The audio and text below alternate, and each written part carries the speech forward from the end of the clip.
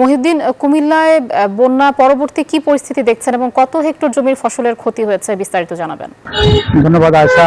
আপনি যেমনটি বলছিলেন যে আমি এই মুহূর্তে অবস্থান করছি কুমিল্লা নাঙ্গলকোট উপজেলার 14 গ্রাম সীমান্তবর্তী এলাকায়। আমার পিছনে আপনি দেখতে পাচ্ছেন যে এটি হচ্ছে যে কুমিল্লার সবচেয়ে বেশি যে পানি নিষ্কাশনের জায়গা সেটি হচ্ছে ডাকাতিয়া নদী। কুমিল্লা বন্যার পরিস্থিতি স্বাভাবিক হলেও কিন্তু এই ডাকাতিয়া নদীর কোল ঘেঁষে যে বিভিন্ন এলাকায় বেড়িবাঁধ এবং বিভিন্ন সমস্যার কারণে কিন্তু সেখানে পানি নিষ্কাশনের সমস্যা হচ্ছে। আমি যে জায়গাটি আছি এটি হচ্ছে যে কুমিল্লা নাঙ্গলকোট এবং 14 গ্রাম দুই উপজেলার যে স্টিল ব্রিজটি রয়েছে সেই স্টিল ব্রিজের এলাকায়। এখানে আমি যদি দেখে আমার যে বাম পাশে যে দেখতে পাচ্ছেন যে এখানে আসলে পানি নিষ্কাশন হওয়ার কারণে কিন্তু পানি প্রবাহিত হচ্ছে, আর তার উল্টো পাশে যদি আমি একটু চিত্রগুলো একটু দেখাই, এখানে পানি নিষ্কাশন না হওয়ার কারণে এখানে কচুরিফানা জমে নিচে অনেক পলিমাটি জমে আছে, যার কারণে এখানে পানি প্রতিবন্ধকতা সৃষ্টি করছে। এই ডাকাতিয়া খালটি দীর্ঘদিন খনন না করার কারণে কিন্তু এ ধরনের প্রভাব সৃষ্টি হচ্ছে। আমরা স্থানীয় লোকজনের সাথে আমরা কথা বলে জানতে পারছি যে এই ব্রিজটি পূর্বের যে ব্রিজটি ছিল সেই ব্রিজটি কিন্তু ভেঙে পড়ার কারণে পরবর্তী সময় এই স্টিল ব্রিজটি তৈরি করা হয়। তবে নিচের যে ব্রিজটি রয়েছে সেই ব্রিজটি ভেঙে পড়ে মাটির সাথে মিশে যাচ্ছে, যার কারণে এখানে মাটি এবং পলিমাটি সহ জমে থাকার কারণে এই এলাকাটি মানুষের ভোগান্তি সৃষ্টি হচ্ছে। এই এলাকার মানুষের সাথে আমরা আরো কথা বলে যে জানতে পারছি সেটি হচ্ছে যে এই পলিমাটি জমে থাকার কারণে পানি নিষ্কাশন না হওয়ার কারণে জলাবদ্ধতা সৃষ্টি হচ্ছে, পাশাপাশি এই এলাকার মানুষ ভোগান্তির সৃষ্টি হচ্ছে। বিভিন্ন মৎস্য খামারি এবং মানুষের বসত বাড়ি কিন্তু সেখানে কিন্তু বিলীন হয়ে যাচ্ছে।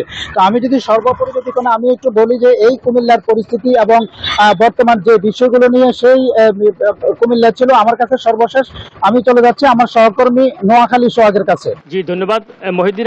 আপনি যেমনটা জানতে চেয়েছেন, আমি আছি নোয়াখালীতে। আসলে গত দুদিন বন্যা এবং জলবদ্ধতায় স্বাভাবিক পরিস্থিতি থাকলেও কিন্তু আজকে সকাল থেকে কিন্তু প্রচণ্ড বৃষ্টি হচ্ছে। এখানে এই যে মুষলধারী বৃষ্টির কারণে আবার জলবদ্ধতার সৃষ্টি হচ্ছে নোয়াখালীতে।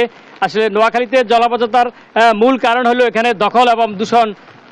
আমি আপনাকে বলি যে এছাড়া জলবদ্ধতার পাশাপাশি এখানে যে আপনি যেমনটা জানিয়েছেন এখানে কৃষি বিভাগও ব্যাপক কৃষি ফসল ক্ষতি হয়েছে, প্রায় 5,000 অধিক কৃষি জমির ফসল নষ্ট হয়েছে এবং অসংখ্য মৎস্য ঘেরেও কিন্তু ওই পানিতে মাছ বেঁচে গেছে।